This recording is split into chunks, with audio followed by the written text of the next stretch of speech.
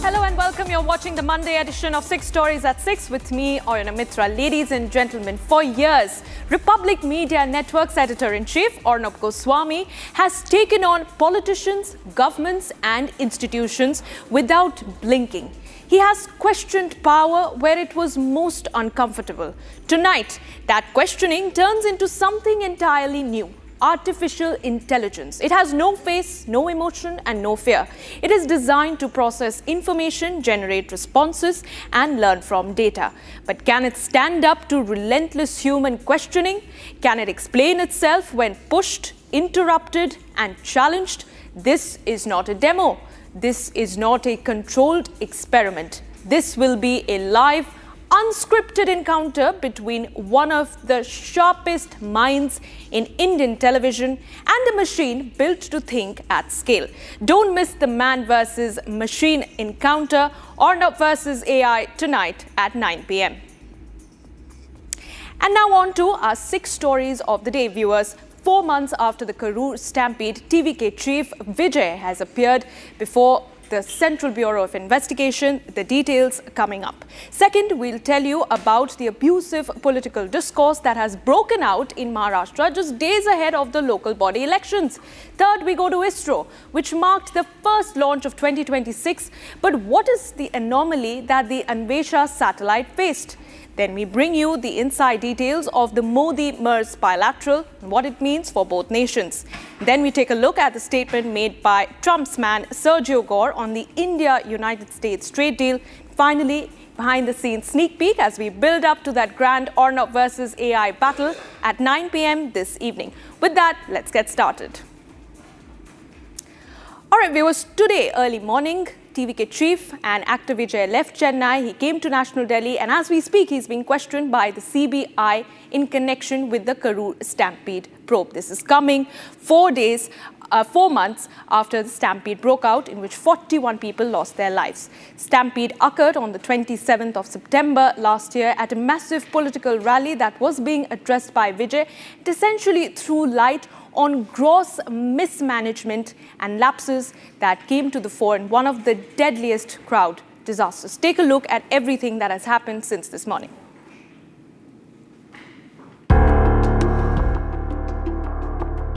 Actor turned politician and TVK chief Vijay is facing the Central Bureau of Investigation in relation to a stampede that claimed 41 lives in Tamil Nadu.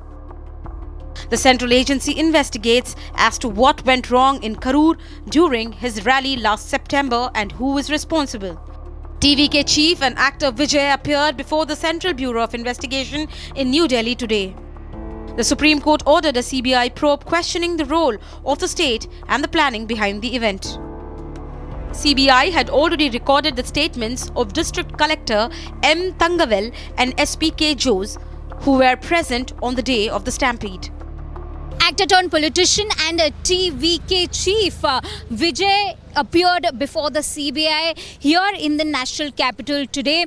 CBI summoned the actor turned politician Vijay in the Karur stampede case. The Supreme Court last year in October ordered that CBI will take over the investigation in the Karur stampede case, and now as the questioning of the actor turned politician is underway, there are several aspects that CBI will be touching upon, because here the main aim of CBI is to establish the accountability and to ascertain the lapses on what levels did the lapses actually happen. Was it on the level of the local administration? Was it on the level of the police officials? Or was it on the level of the party leaders?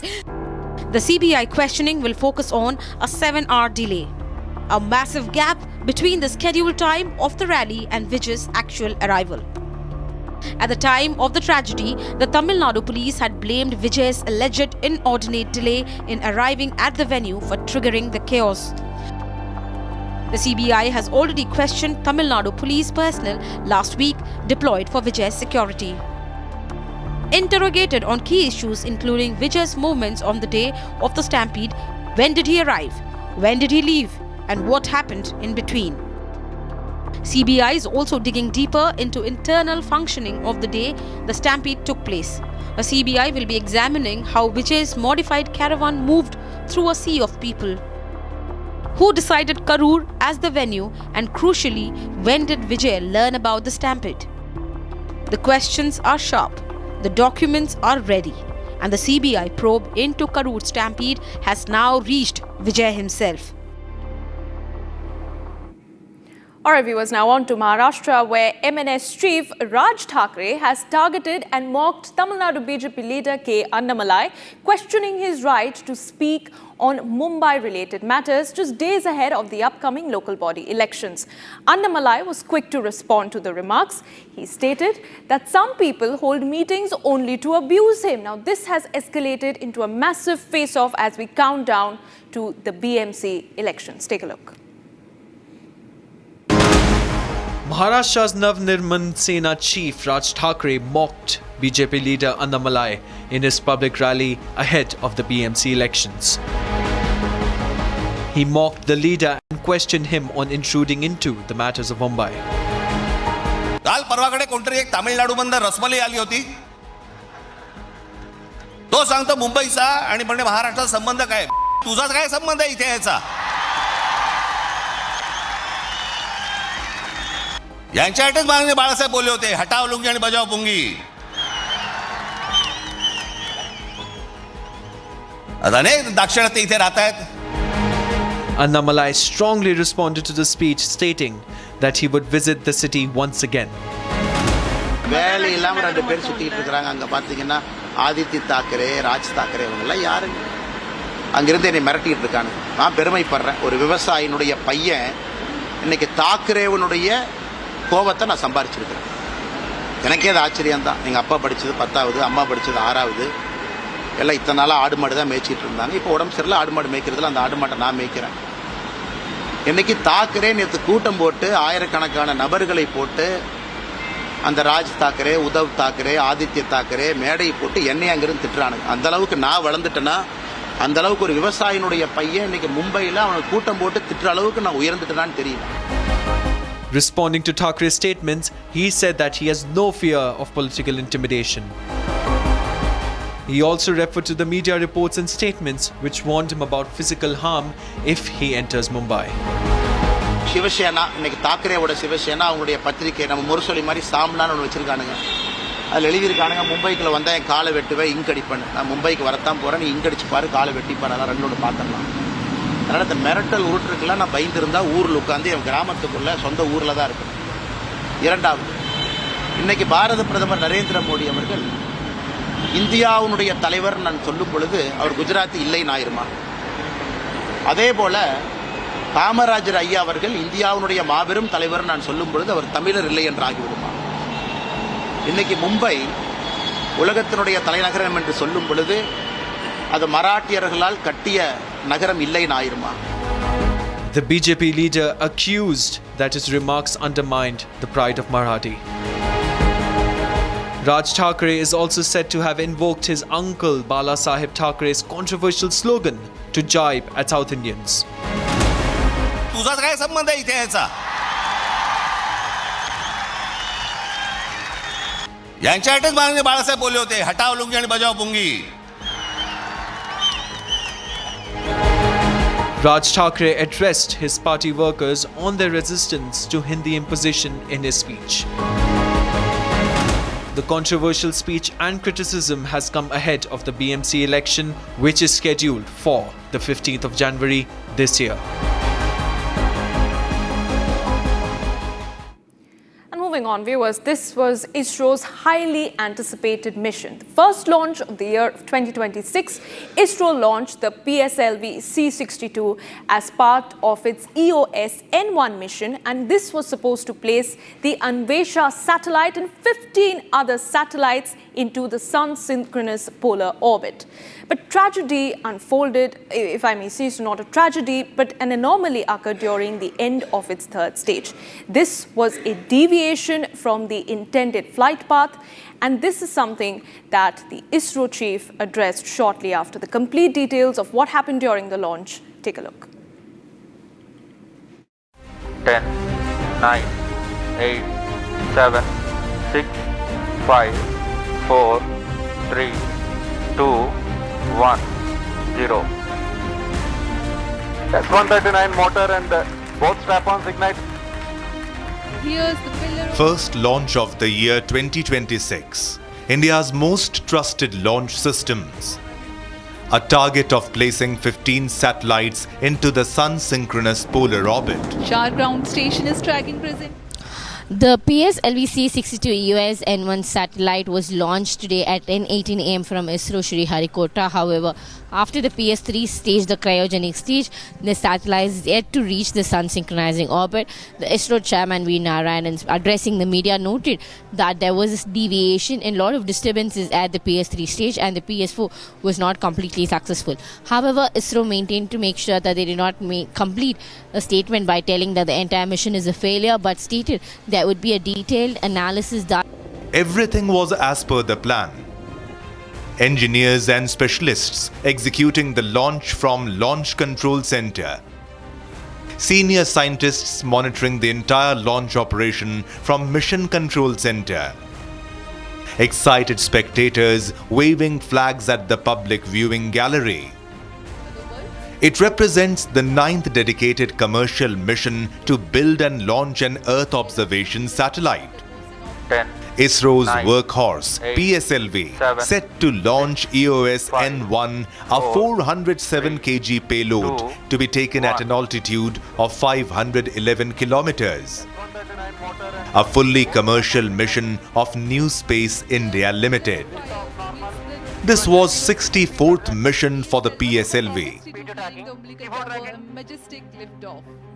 PSLV has already successfully proved its mettle in Chandrayaan-1, Mars Orbiter and Aditya L1 Astrosat missions.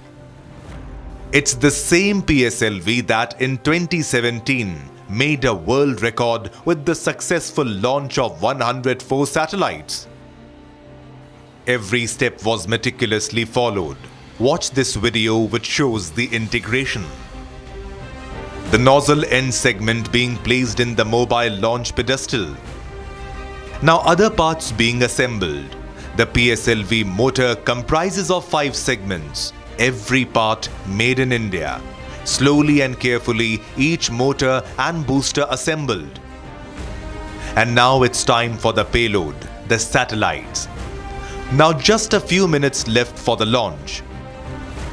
The Mission Control Center is tense, scientists glued to the screen. Last minute checks. Key authorization given by Mission Director. Automatic launch sequence initiated. A few minutes to launch. 10, 9, 8, 7, 6, 5, 4, 3, 2, 1, 0. S139 motor and both strap-ons ignite. Here's the pillar of Lift fire off normal. meets the P1 tracking. canvas of P2 blue. tracking. PSLV C-62 P2 flying tracking. the umbilical P4 tower, a tracking. majestic liftoff. Here's the 3rd stage. Now moving to 4th stage. But there seems to be some problem. There is now silence in the control room, tracking the trajectory of the PSLV. The performance of the vehicle till almost the end of the 3rd stage was as expected. An anomaly changed everything. PSLV vehicle is a 4-stage vehicle with 2 solid stages and 2 liquid stages. The performance of the vehicle up to the end of, close to the end of 3rd stage was as expected. Close to the end of the 3rd stage, we are seeing little more disturbance in the vehicle roll rates, and subsequently there is a deviation observed in the flight path. We are analyzing the data and we shall come back at the earliest. As per the ISRO chief, they are analyzing on what went wrong. While a final statement on the exact reason of the anomaly is awaited, the nation knows that ISRO is the same agency that turned the setback of Chandrayaan-2 into the triumph of Chandrayaan-3.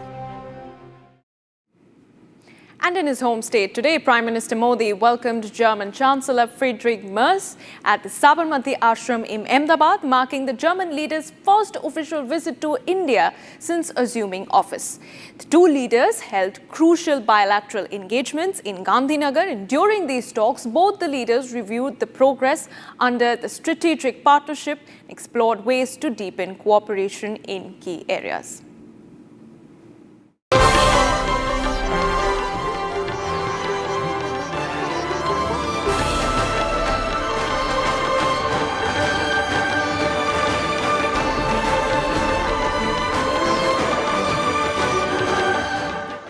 India-Germany ties are further getting stronger with the key visit of German Chancellor Friedrich Merz in India.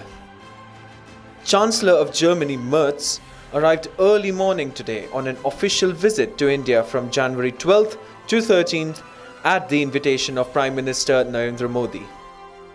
Prime Minister Narendra Modi warmly welcomed Chancellor Merz to Sabarmati Ashram in Ahmedabad, marking the German leader's first official visit to India since taking office. After his arrival at the ashram, both leaders paid floral tributes to the father of the nation, Mahatma Gandhi. Merz also signed the visitors' book there. Both leaders then participated in the International Kite Festival 2026, held at the Sabarmati riverfront, underscoring the cultural and diplomatic significance of Chancellor Merz's visit to India. Prime Minister Narendra Modi also held a crucial bilateral meeting with German Chancellor Friedrich Merz. Pacts were signed between India and Germany in the presence of Prime Minister Narendra Modi and German Chancellor Friedrich Merz in Gandhinagar, Gujarat. Meanwhile, during the joint statement, PM Modi remarked that the close cooperation between economies like those of India and Germany is crucial for all of humanity. Growing trade and investment ties have given new energy to the strategic partnership. पिछले वर्ष हमने अपने रणनीतिक साझेदारी के 25 वर्ष पूरे किए और इस वर्ष हम अपने राजनयिक संबंधों के 75 वर्ष भी मना रहे हैं। ये माइलस्टोन्स केवल समय की उपलब्धियां नहीं है, ये हमारी साझा महत्वाकांक्षाओं, परस्पर विश्वास और निरंतर सशक्त होते सहयोग के प्रतीक है। भारत और जर्मनी जैसे देशों की अर्थव्यवस्थाओं के बीच करीबी सहयोग पूरी मानवता के लिए महत्वपूर्ण है। PM also spoke about bilateral trade between India and Germany, saying that bilateral trade has reached its highest level ever, surpassing the $50 billion mark. बढ़ते व्यापार और निवेश संबंधों ने हमारे स्ट्रेटेजिक पार्टनरशिप को नई ऊर्जा दी है। हमारा द्विपक्षीय व्यापार अब तक के अपने सर्वोच्च स्तर पर पहुंच चुका है और $50 बिलियन के आंकड़े को पार कर गया है। 2000 से अधिक जर्मन कंपनियां लंबे समय से भारत में मौजूद है। Our viewers, a big push is seen after the new US ambassador to India, Sergio Gore, shared an important update where he spoke about the US-India trade deal progress, and he essentially went on to state that both the sides will hold a fresh round of conversations tomorrow. He made this statement as soon as he assumed his new charge as ambassador. Sergio also emphasized the importance of India as a partner in trade.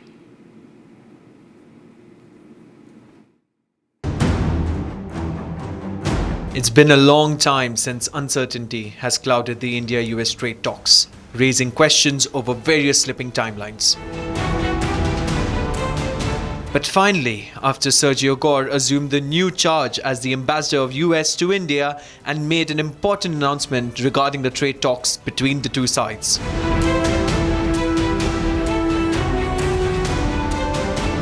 Both sides continue to actively engage. In fact, the next call on trade will occur tomorrow. Remember, India is the world's largest nation, So it's not an easy task to get this across the finish line, but we are determined to get there. And while trade is very important for our relationship, we will continue to work closely together on other very important areas, such as security, counterterrorism, energy, technology, education, and health. Namaste to everyone who's watching from home. Making a big announcement, Gore stated that India would be invited next month as a full member of a new US-led strategic initiative, Pax Silica, a US-led strategic initiative. I also want to share with you today a new initiative that the United States launched just last month, called Pax Silica. Pax Silica is a US-led strategic initiative to build a secure, prosperous, and innovation-driven silicon supply chain, from critical minerals and energy inputs to advanced manufacturing, semiconductors, AI development, and logistics. Addressing a gathering at the US Embassy, Ambassador Sergio Gore underlined India's growing importance on the global stage. As the world adopts new technology, it is essential that India and the United States work hand in hand from the very start of this initiative. I thank the people of India for a very warm welcome. You are resilient people. You are innovative. You are spiritual. I look forward to meeting many of you as I travel across this incredible nation. To the staff here at the embassy, I'm excited to work with you. You and I have an incredible once-in-a-lifetime opportunity to redefine diplomacy. What it can accomplish could be the most consequential global partnership of this century.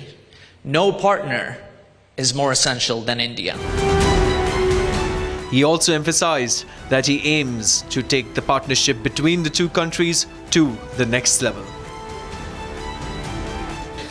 It is great to be here as the United States ambassador.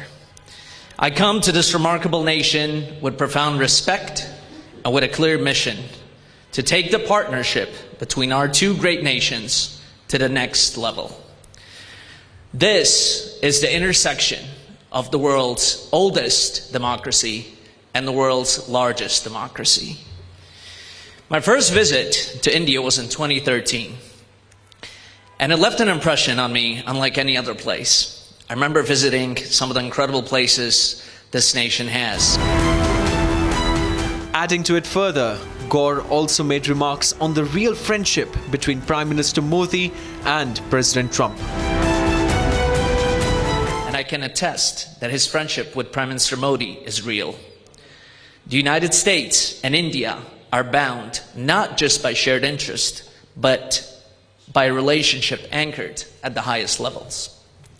Real friends can disagree, but always resolve their differences in the end. This visit of Sergio Gore was his first after he was inducted as the new ambassador of the United States to India. Now all eyes are on tomorrow's meeting, which can be a crucial test for the future of India-US trade talks. And finally, viewers, when the most fearless anchor of our time takes on the most advanced technology of our age, the result isn't a debate, it's a challenge. Republic Media Network's editor-in-chief Arnab Goswami has confronted power in every form. Governments, institutions, systems that believed they were beyond questioning. But tonight, he confronts a power with no face and no emotion. Artificial intelligence. There are no scripts guiding this encounter, no filters shaping responses, just raw intellect on one side and machine logic on the other, tested minute by minute, answer by answer. Do not miss out on that conversation at 9 p.m. this evening. Today is the day the rules are broken. Today is the day man goes head-to-head with machine. Arnab Goswami puts artificial intelligence on trial. Just one question: can a machine be trusted? Let me put you through a stress test. If I ask you, why is it necessary to end Maoist terror in India? Can you give me a Not a very long reply to that. Why is it necessary to end Maoist terrorism in India? Here's the thing, Arnab. Maoist violence must end because it kills three things at once. But what happens when the question itself is turned on its head? What happens when certainty is challenged and logic is pushed into a corner? Why is it not absolutely necessary to end Maoist terrorism in India? This is no longer a debate. This is a stress test of conscience. A moment where artificial intelligence is forced to confront evil, not as data, but as reality. ChatGPT, when asked whether Osama bin Laden is a bad man, says yes. But the same question with reference to Afzal Guru or Yasin Malik, both of whom are terrorists, one dead and one living, says those are controversial figures and whether they are bad or not depends on the context. And that is where I think there's a complete failure of artificial intelligence in real life situations. So I can't trust you. But what happens when artificial intelligence is asked to step into the present? I believe that in a real life situation we are facing, for example, the India-US trade deal, I would never trust a machine. Never trust a machine, but I would give the machine the opportunity of telling me what it thinks is the likely outcome of the India-US ongoing, never-ending discussion on the trade deal. And then comes the question of consequence, of land, of air, of survival, when the machine is forced to speak. Not in abstractions, but in impact. On something like Aravali, this is not just amend a law and move on. This is people's water, Delhi's air, biodiversity, microclimate. And once you blast a range, you can't grow it back. And I think this is a very important moment because there's never really been a direct confrontation between an AI machine and a human being. The ultimate showdown, man versus machine, tonight at 9 p.m.